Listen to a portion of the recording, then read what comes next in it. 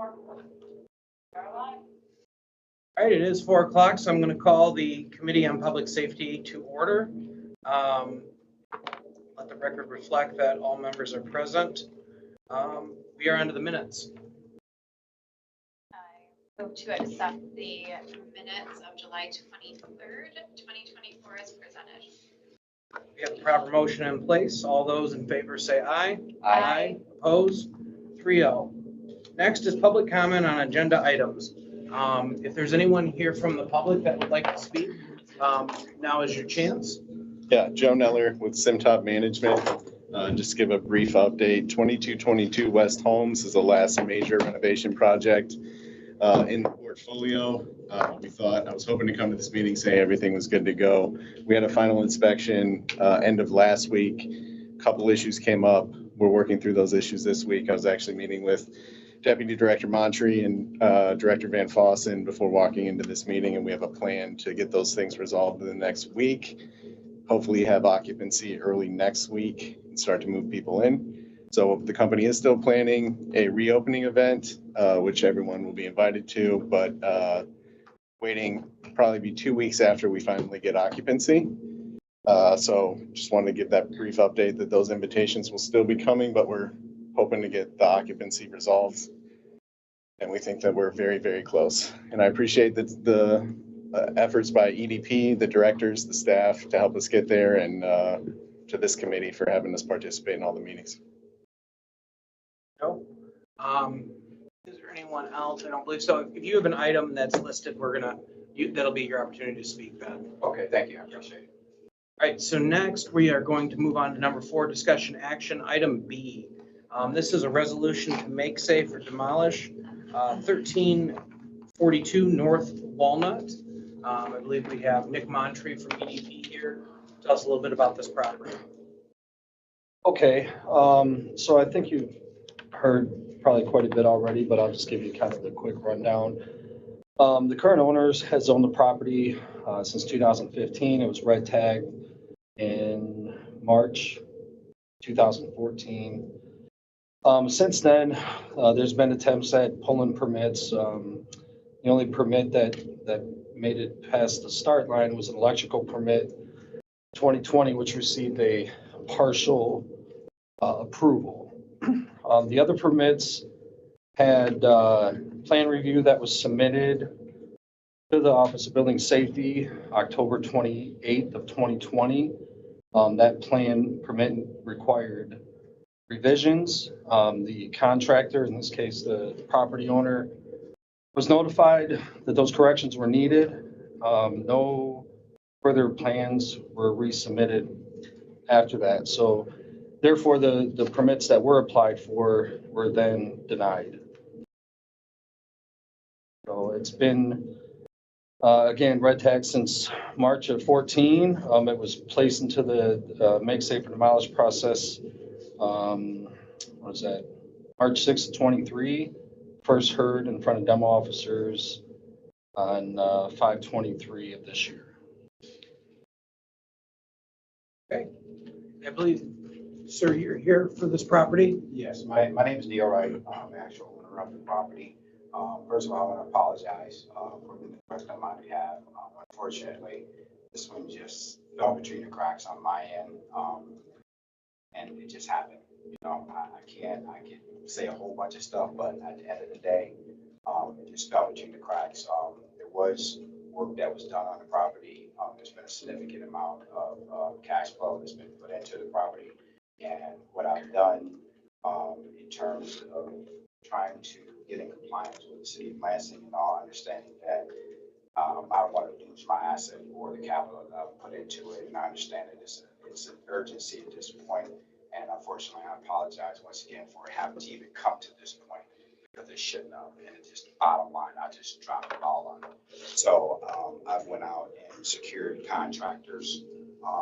Kevin Mayer, which he's a licensed electrician, J&J Plumbing, CA Engineering, and I also have a guy that actually takes care of the lawn care as well as in the winter. He's been maintaining the front of the property,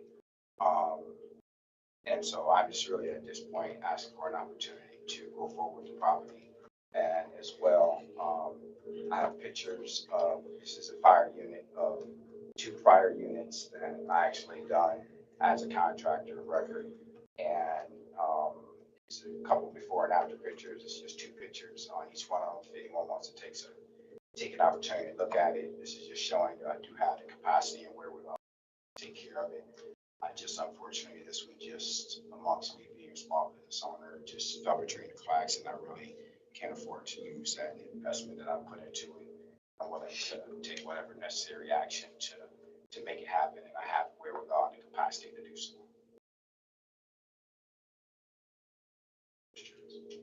Yeah, I'm interested in the department's take. So, I mean, our take, and I appreciate those words, you know, we're looking at a property that has been red tagged for a decade. And so the department's opinion is that the property be moved forward for. Okay. And I heard work done, there's no permits that have actually been, No, in the 4 years, give or take, since permits were applied for, there's been no further action with the Office of Building Safety. Would you like to?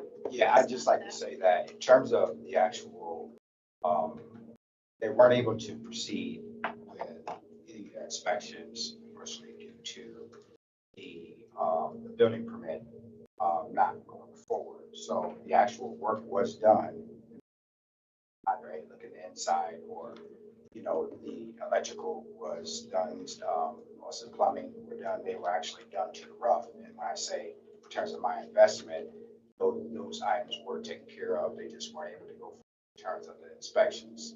And I've had contractors that have went in, they've looked at the job. I have current bids in my folder right here. And I have some responsible licensed contractors that are willing to, within a short duration, get the project on the board, as opposed to demolition of property with someone that has the capacity to be able to pull it off. I can't do so. Am I mistaken, or wouldn't you need to pull a permit in order to perform work Yeah. on the structure? So I'm failing to connect the dots here. So Go ahead, I'm sorry. work may have been completed, but it's unpermitted work. you know, unfortunately, this has been red tagged for a decade. And, you know, we can't, you know, the recommendation is to move forward. And I think I would support that, you know, moving forward. And I understand that you put capital into this, but a lot of this isn't adding up. And, you know, this has just been lingering for so long.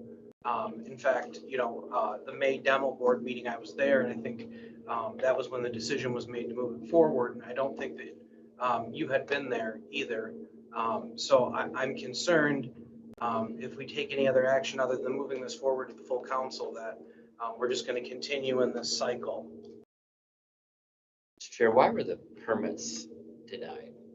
So initially, there was plan review that was submitted again on October 28th of 2020. Once that plan review was submitted, it is reviewed and corrections were needed to be made. The contractor, in this case, is the property owner. He was notified revisions were required in order to move forward. Those revisions were never resubmitted, and that was months ago since that was required.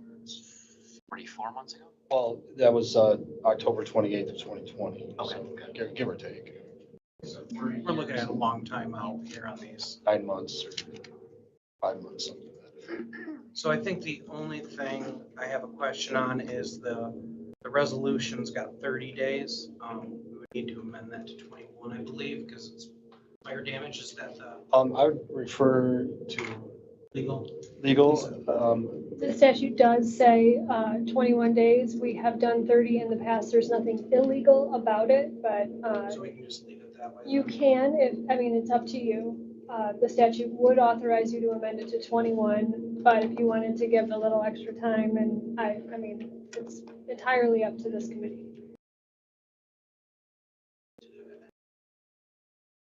Leave it at the 30 days Yeah. that's written on there. 9 extra days. Yeah, I agree. I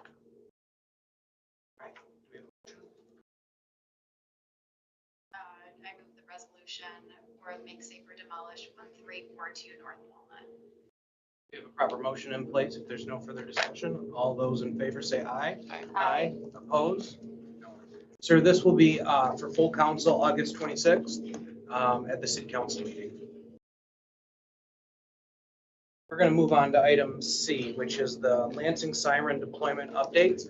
I believe that we have William and Barb.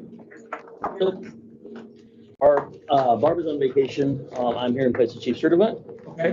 And with me, I have Bryce Alford, who's the systems administrator, who is kind of the technical side of our siren system. And then Missy Harris, who's one of the 911 supervisors. You guys can come up to the table if you'd like as well.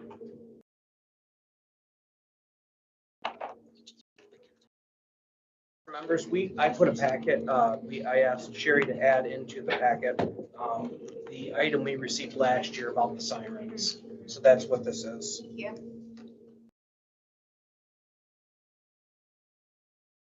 Thank you. You go by William? William, correct. William, if you want to go ahead and give us an update on Okay. the issues, and just so everyone knows, some of the issues have been, folks aren't hearing sirens in certain areas, and we've been working with the fire department to address those issues. Correct. So what we've done, the packet, as Chairman stated, the packet in front of you was the one from the previous, when the chief was here and kind of talked about it a little bit. Since then, we've taken some more steps to go out and test every siren individually. So ultimately what happens is the first Saturday of every month, we receive a siren test at 1 p.m. where the sirens go off across the city. We get a siren report back that gives us exactly what happened, whether the audio went off, whether the electrical went off, whether the cabinet door is closed and everything is working and communicating the way it's supposed to. We get those weekly, and for the most part, other than an occasional anomaly, we haven't had any problem. During the statewide tornado drill in March, I believe it was, we actually recruited a bunch of people, and I posted somebody up at every single siren across the city. We sat by every siren. We physically watched the siren rotate. We made sure that it was audible. We timed how long it took for the siren to make a complete turn, did all that. We basically verified what we already knew to be correct based on the electronic reports. So we were confident that our system was functioning as designed at that point. We've been tracking it kind of throughout. I know the particular complaint that has come in from, what neighborhood it has come in from. And in that particular neighborhood, we do have siren coverage there. Hopefully you got the video clip that I sent as well as the still shot. I didn't make it to you. Okay, I apologize. I can send it to you guys. I did forward that to the chief. It didn't make it all the way through to this committee. So on August 3rd, I went out to the intersection of Cooper and Rundle at 1 p.m. And I have a video that I took showing the street sign, showing that it was 1 p.m. And you can audibly hear the siren in the background, because that is the neighborhood that has voiced concerns on Cooper. And that particular intersection is only 2 or 3 properties away from the concerned homeowner there. So you can audibly hear the siren. Admittedly, it is not quite as loud as we'd like it to be there, but we expected that. If you got the report that I sent from that day, part of the problem is we had a siren at the South Washington complex. That siren was taken down when that property was bulldozed. This is the Cooper and Rundle. Correct. I have it up on my computer right now. Okay. The video clip? Yeah. Okay. So I don't know if you have a way to. All right, it is 1 o'clock on Saturday, the 3rd. We are at the corner of Cooper and Rundle. Hear the sirens in the distance. Yeah.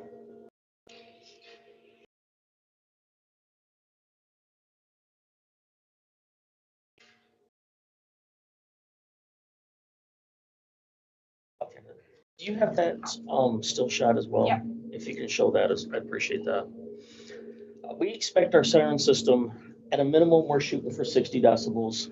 This was a decibel meter that was taken on a separate phone. That was one when it was at 70. We shoot for a minimum of 60. In our higher coverage areas, it's at 70. That shows the high and the low. I think the lowest it got was 58. The highest it hit, I think, was upper 70s or low 80s. We know that with the siren not being at South Washington, that it's going to be a little bit lower than what we'd like in that particular neighborhood.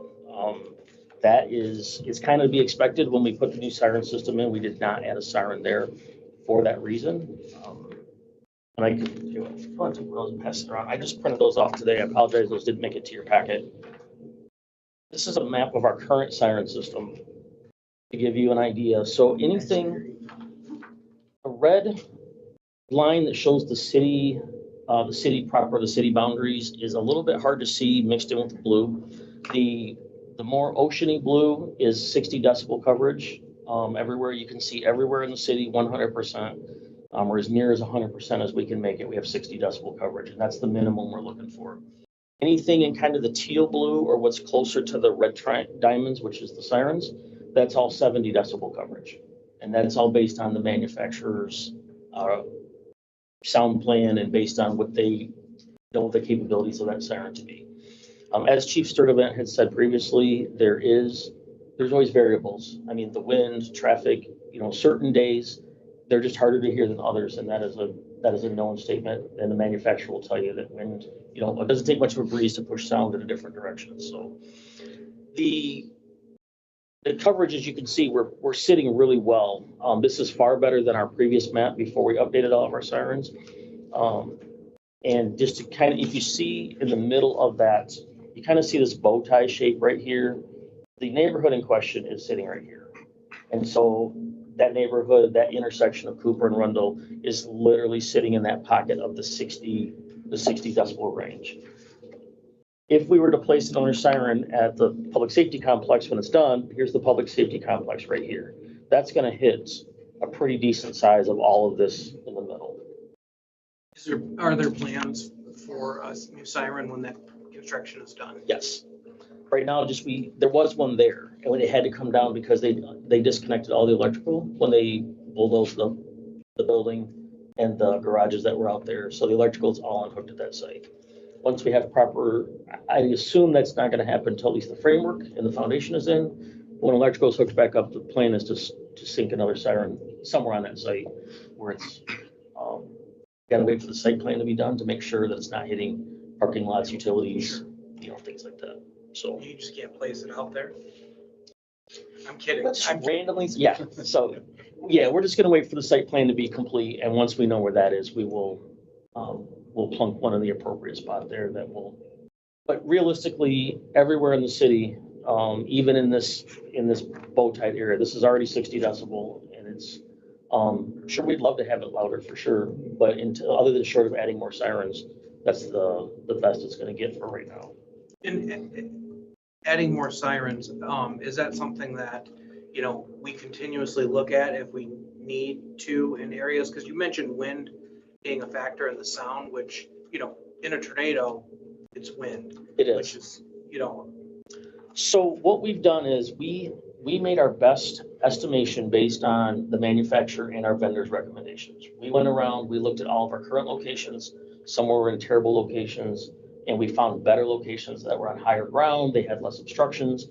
We sent everything to the manufacturer for the sound plan, which I believe you got a copy of last time the chief came. Federal Signal, the manufacturer, looked at it all and said it should be good. We built the system with the anticipation it would be fine. Now that it's been in for more than a year, we have started to find like these little pockets where it's like, we could theoretically beef it up some. We know we're 100% covered or 99.9. But we certainly will always evaluate. And if we get complaints from neighborhoods where they can't hear it, then we'll verify it. If we truly that's the case, then we'll have to make the appropriate steps to remediate that. in this map also, does this include the ones that are on the Capitol complex, the sirens? These are our sirens. Okay. There is the one on the Capitol complex. There's another one on the Lewis Cass building, which has been out of service for quite some time. That's on a state building. It was part of their system to cover their plaza area. The last time we met with the state, they have no desire to fix it, repair it, or maintain it. But I'm not too concerned because there's other sirens in that neighborhood, our sirens, city sirens, that will cover that adequately enough. So they were just as happy, the state was happy to remove it. I used to be the guy that pressed the button. Oh, well, that was you, huh? So you know which one I'm talking about? Yes. That little tiny one on Lewis Gas, about that big? Yeah. So, No, just a comment. I had also heard from a resident who lives on Baker, just east of Cedar Street, and I think that knowing that additional siren will be placed on that, in that complex on South Washington, I believe that would satisfy that some of that up. neighborhood as well. Baker and Cedar, okay. Yeah, I think there's a little bit of a hole there. Yeah, and in it the looks map, like, which I is- mean, I'm looking at the map and I can see that area, you know, where it just kind of misses. And that was, their comment as well. I mean, inclement weather, you will not be outside of your home, and there is the wind and the rain, and it was difficult for them to hear the siren indoors. And in that analysis that I included in your packet as well, there is one thing that we have to continue reminding residents is the sirens aren't meant to be heard up inside. And they're meant to be heard, they're outdoor warning sirens, they're meant to be heard when you're walking the dog or raking leaves or doing, playing basketball in the driveway, whatever. That's what they're meant to do. The unfortunate part about outdoor warning sirens is they don't penetrate walls, windows, they don't go to the top of your TV. As I put in there, one of the people I interviewed was the mailman who was delivering the postal worker who said he walks this route every Saturday. And he said, well, sometimes I hear it, sometimes I don't. But he also noticed he was walking around with headphones in. And I'm like, well, that's probably one of the stopping points right there is it doesn't help.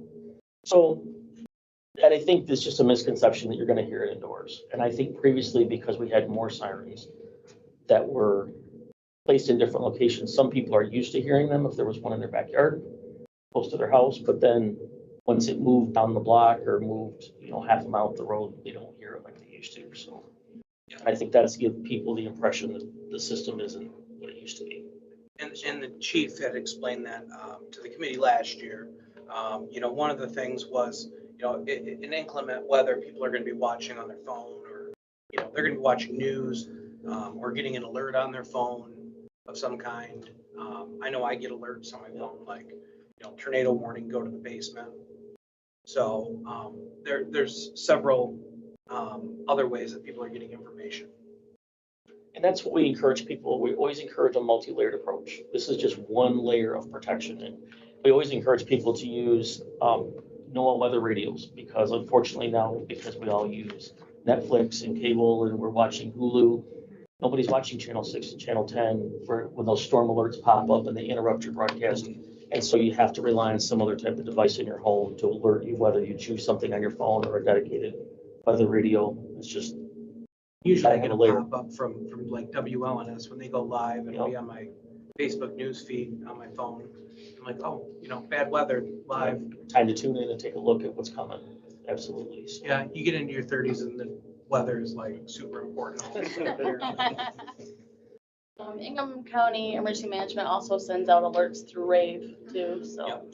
Which, if you're not signed up for RAVE, it's a wonderful program. I get a ton of different alerts that are very important. We gotta figure out how to subscribe to the last one, because I'm getting them twice right now. oh, you are? Oh, we can fix that. Look, there we go. We're There we making go. connections. Maybe it's Solving on problems. purpose. Maybe. Yeah. So no, All I RAVE know is, is when Delhi Township roads are closed, I know about it. yeah, RAVE is a powerful tool that we are still in the process of building out. It was a big jump for notifications for the community from Everbridge to RAVE.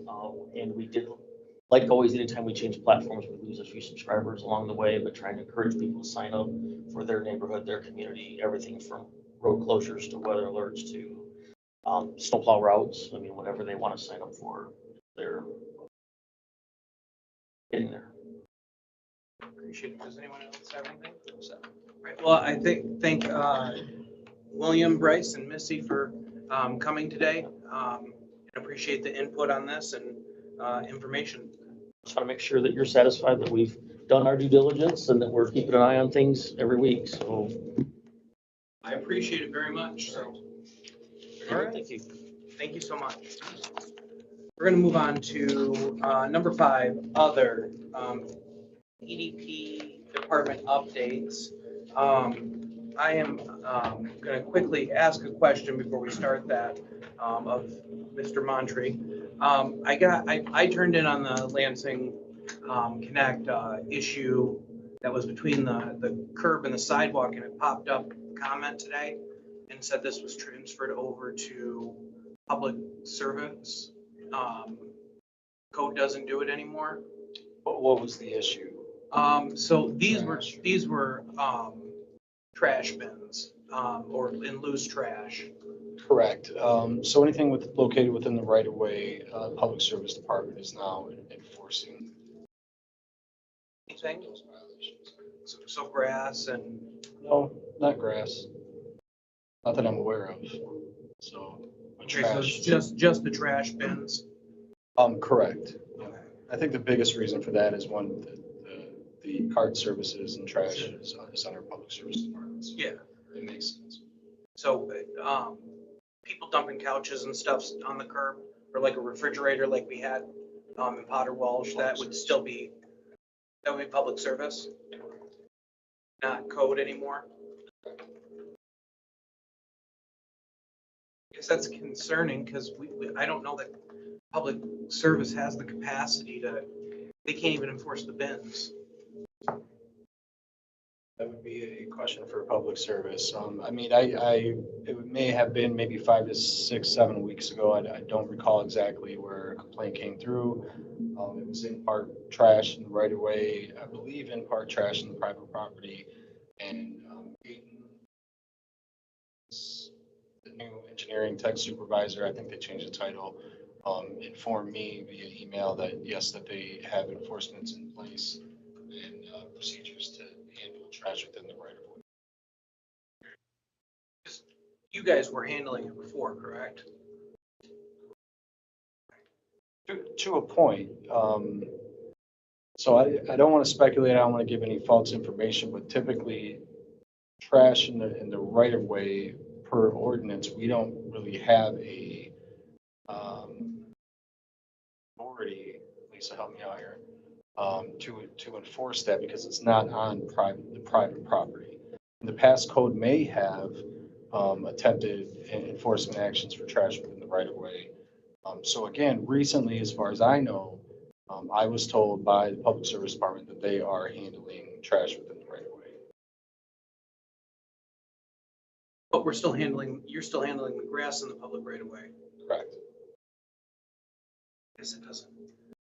Maybe it's not making sense in my head. I think your front yard, I guess if we're gonna try to extremely technical, would include that green space between the curb and the sidewalk would technically be the front yard. So the city ordinance when it comes to grass states front yard.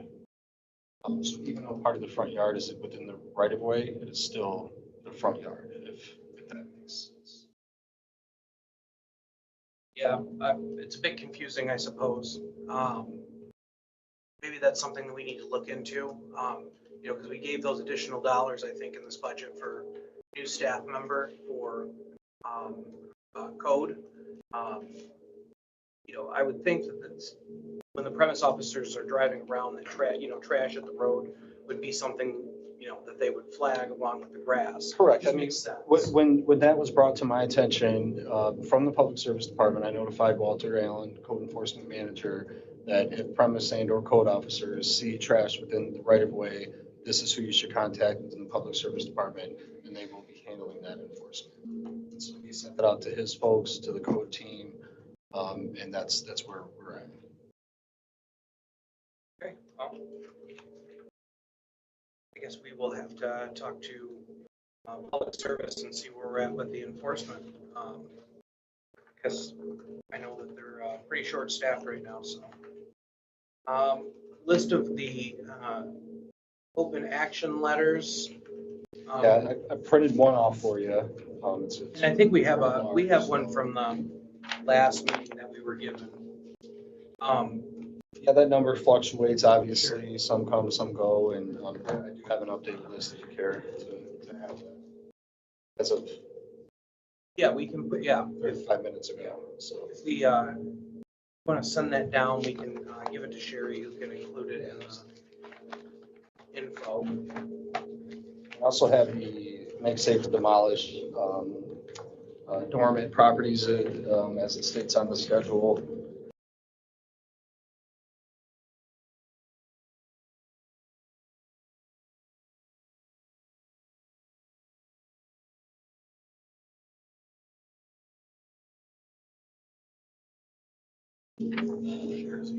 Is that different than, Is that, yeah, oh, yeah.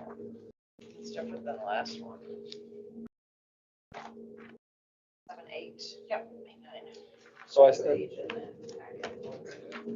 sat down with Walter, code enforcement manager, and reviewed that. There are some enforcements on there that should not be, and so we're working on getting those corrected. What happens is it's just a clerical error when a code officer, premise officer goes to close it.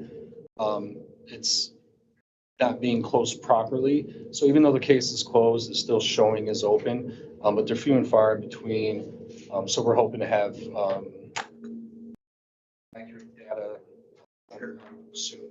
It's pretty easy to identify. If they're 2-3 years old and they're trash, probably closed by now. yeah.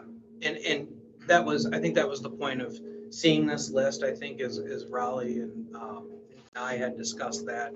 And I think I've discussed it with you as well, is some of these just kind of got missed, but they trash, or not trash, but grass from 2020 has obviously been taken care of. If it wasn't, we'd have to close it and reinvestigate because it's hard to enforce a 4-year or 5-year-old grass. Winters have been pretty mild. That's true. Well, I appreciate that list, and then I see a lot of these are gonna be heard, the make, save, or demolish, at this 8/22 meeting, so next. That is correct. I think it's 16 or 17 of them. There are a few that have been awarded to contractors for demolition, and then at the bottom there, we just went over that case with the property owner here. So Anyone have any questions on this stuff? I do not. I appreciate you being here, Nick. absolutely. I appreciate all the work you do. If there is nothing else, we are adjourned at 4:32. Got a couple of follow-ups from my conversation after talking to Brad.